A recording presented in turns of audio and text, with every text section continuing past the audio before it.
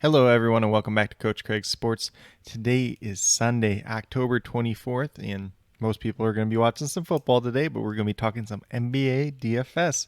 Relatively short slate, I believe it's 5 games, and 3 of these games actually have the potential for blowout, but we'll talk about that a little bit more when I get moved over to the injuries.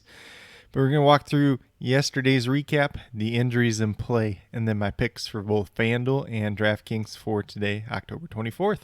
But we'll get started with the recap from yesterday. He had DeAnthony Melton, so I believe yesterday I actually called him DeAndre Melton, so that was my mistake. But $3,800, was looking for about 19, 20 points out of him. He got to 35.75, so he was a really good hit there. Tyler Hero, $5,500. I liked him quite a bit. Talked about how Kyle Lowry might be out in this game, and that would just boost him up even more. Well, Kyle Lowry actually ended up being out, and he ended up with 44 points on the DraftKings side, so he was a really good hit there. Scotty Barnes, he was priced down to 4,000. I'm like, this is the easiest chalk play of the day. So you're looking for 20 points out of him. He got to 30, so he was a hit. The one miss yesterday was Jaden McDaniels, $3,500, looking for 17, 18 points out of him. He got to 15, so he was a miss. But if everything else went your way, you probably were doing all right, even though it was a very high-scoring day over on the DraftKings side at the very least yesterday. Then last but not least, we had Steven Adams, $4,600.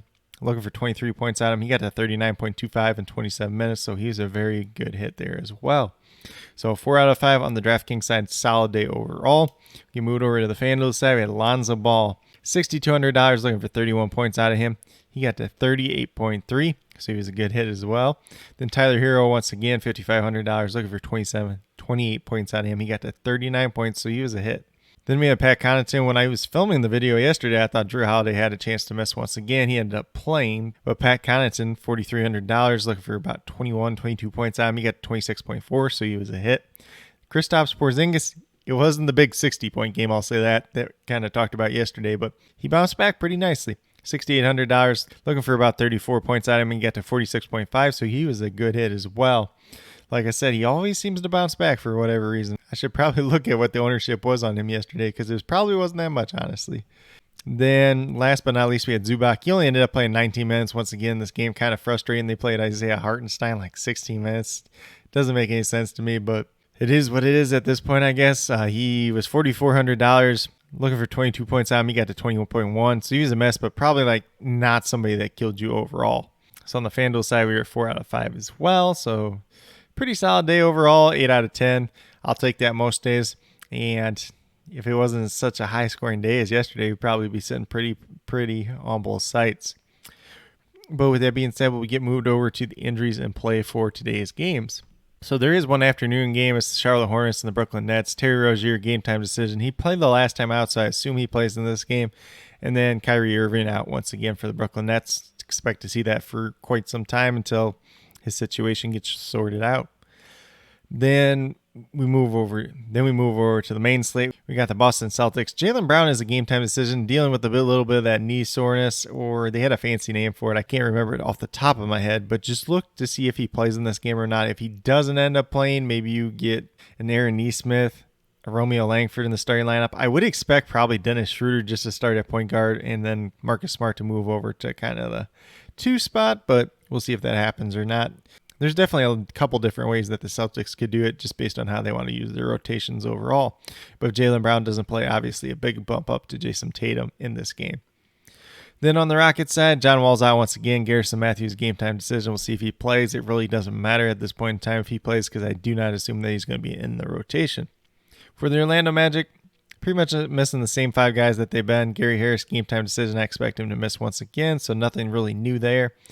Nerlens Noel, not expected to play today.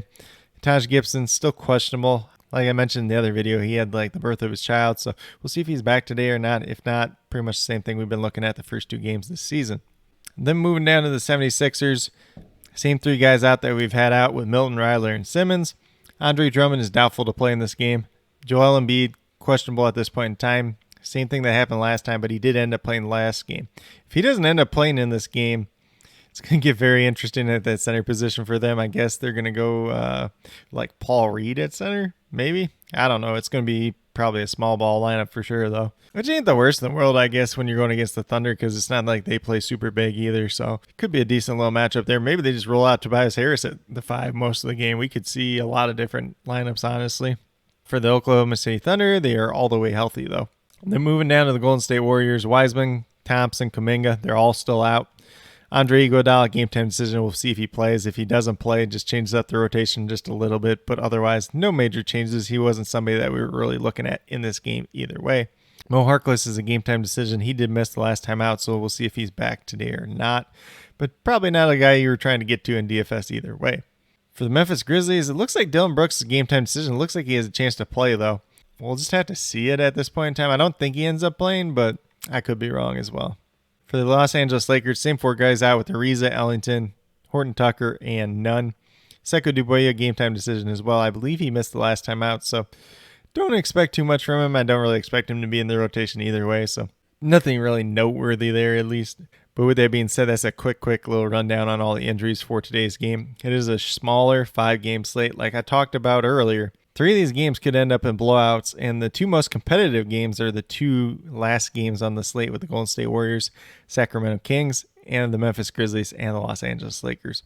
It's going to make for a very interesting slate. We'll see if any value pops up elsewhere. Otherwise, maybe you want a little bit more exposure to these last couple of games. So you can do like a late swap, or they're just going to be the 2 most competitive games in general. So probably want players from those games overall. But with that being said, we'll get move over to DraftKings and talk about my picks over there. So we're going to start off at the point guard position with De'Aaron Fox, $8,300. We're looking for 41, 42 points out of him. Should be a pretty good pace-up spot against the Warriors. I got him projected for 44 points, so he's coming out as a very good value in kind of that top-end range, or, that just under top-end range of pay-up options. Then we got DeAnthony Melton once again, $4,200, looking for 21 points out of him. He's been over 30 both times this season. Got him projected for 28 in this one. So why not keep playing him at this point in time? Desmond Bane, his teammate, $4,200. Same thing, looking for 21 points. I got him projected for 24 points at this point in time. He's averaging over 30, so could be another good game for him as well. But look out if Dillon Brooks plays. It could affect both these guys as well. And then we have Julius Randle, $8,700. That's a pretty reasonable price tag for him. You're looking for 43, 44 points out of him. I got him at 45 points. This game could turn into a little bit of a blowout if Orlando can't keep up. So that's literally my only concern for him. But he's also another guy that can go over 50 pretty easily for you today. And on a slate like today, for that price tag, if you get 50 points out of that, that's probably going to set your lineup over the edge. And last but not least, we're going right back to Steven Adams, $5,000, looking for 25 points out of him, averaging 36 on the season. I got him projected for 28 points right now, but there is a good chance that he hits 30 in this game as well. But if you go with these 5 players that I do have listed here, you'll have $19,600 left over, just over $6,500 per player, so you can definitely pay up for one other option and then find some value plays to go as well, or you can kind of spread the wealth. And I don't think that's a terrible idea on a day like today, especially with those 5 games and the 3 potential blowout games on the slate. But with that being said, we'll get moved over to DraftKings and talk about my picks over there as well. We got De'Aaron Fox, $8,500, looking for 43 points out of him. I got projected for 43 on the FanDuel side, so he's looking like a solid play on both sides today. Then we got DeAnthony Melton once again, $5,300, looking for 26, 27 points at him. Got him projected for 28 on the FanDuel side as well. So looking like a solid play once again. As long as Dillon Brooks ain't playing, things probably aren't changing with Melton on both sides. Then a small forward wasn't quite as pretty today. I ended up going with Terrence Ross, $4,400. You're looking for 22 points at him. Got him projected for about 22, 23.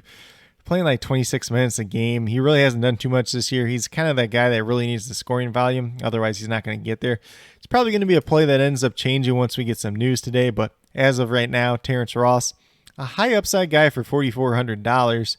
And if he hits, he's probably going to take your lineup over the edge today. Then we move down to power forward, and we got his teammate Wendell Carter. And there was really nobody that I felt confident for 5 times the value in the power forward position. Tobias Harris, I did have projected over that, but there's some risk there as well. Plus, my next pick is going to be Joel Embiid, so I don't want to pair both them together on today's slate. But with that being said, Wendell Carter Jr., looking for 27 points out of him at $5,400. I haven't projected for 26, so that's not too far off. If he gets the minutes that he got in the second game this season, he's probably going to hit his price tag. If he gets the minutes he had in the first game this season, he's probably not. So a little bit of variability there. They are playing against the New York Knicks, who like to play 2 big men most of the time, those two. So that's favorable for Carter being on the floor at the very least. And then last but not least, we got Joel Embiid, $9,900, looking for 50 points out of him. Essentially, he's only averaging about 46 on the season so far. Been a little bit banged up, but if he plays, this is a smash spot for him against the Thunder.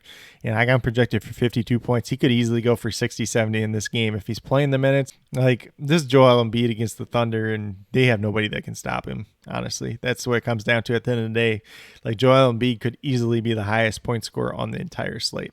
And at $9,900 on FanDuel, I'm willing to take that chance pretty much every day of the week. But if you go with these 5 players on the FanDuel side, you have $26,500 left over, just over $6,600 per player. So you can probably pay up for like one other player and then find some value picks to plug and play for the rest of your lineup. But with that being said, these are my picks for both FanDuel and DraftKings for today, October 24th. As always, if you have any questions related to the NBA DFS slate for today or NBA DFS in general, please feel free to leave them down in the comments below. I'll get back to you as quickly as possible. But with that being said, if you're new to my channel, please consider subscribing. Definitely would appreciate it. It helps to build the community that we're trying to build here at Coach Craig Sports. And that's one that's truly for you, the viewers, helping you with your DFS, whether it's NBA or NFL, helping you with your fantasy football teams. And with that being said, if you're a new or current subscriber, be sure to hit the notification bell down below. It's going to let you know every single time I post up a new video. I post up daily NBA DFS videos just like this, as well as 5 days of football content, fantasy football, and NFL DFS as well. So if you're into that as well, definitely be sure to check out those videos. But with that being said, that's all I have for today's video. Hopefully you all enjoyed. And then last but not least, special little shout out to each and every one of you watching today's video. I truly do appreciate you taking the time out of your day to watch this video. Definitely means a lot to me, and I hope each and every one of you has a great rest of your day.